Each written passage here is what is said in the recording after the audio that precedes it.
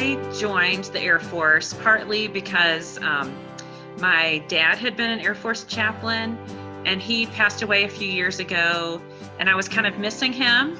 And I know that he had loved it so much. So it's really ingrained to go to your chaplain for any problems that you have. So I had lots of atheists and Buddhists and anybody, all sorts of people came to me for advice. And we're also there to help provide freedom of religion and to really support that. So if a Muslim would like to be able to pray on a Friday, you help make that happen. And then I got to go in the field. So we would go to kind of on base, but you felt separated from everyone, and there's just like a big giant field. And you put up a bunch of tents and you go through exercises, and it's called like a field training exercise. So I got to go and support them on that and spend the night in tent with the ladies. And that was really great ministry, because people would say, "Hey, chaplain, can you walk over here with me to get some water?"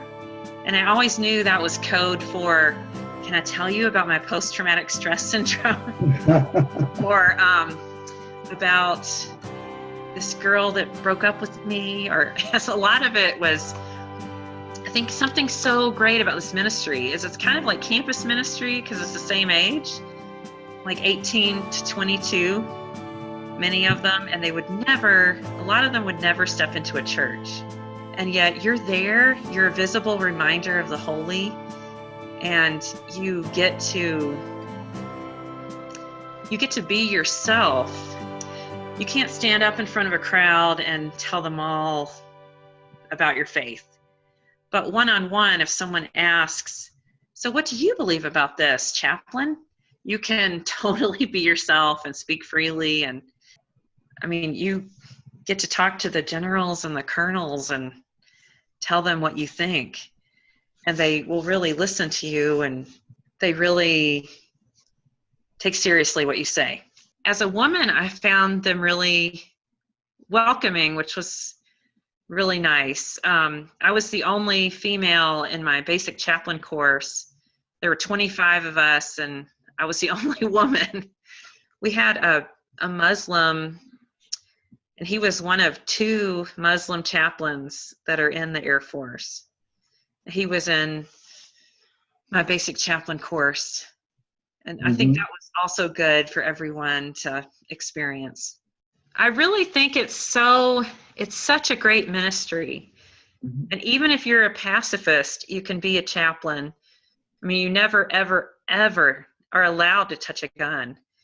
We had trainings at COT, which is commissioned officer training, and everybody else had to carry a gun, but they made sure, "Chaplain, you can't carry a gun, even in practice. You can't touch a fake gun." So I had to dress up and be a dead person that they carry. And you're just really there to support people. It's such an honor and a privilege, and people make such great sacrifices. And to get to walk alongside them, and it feels a lot like you're, it feels very incarnational. You're all running together or suffering somehow and crying together or something, and you can be there to uplift people.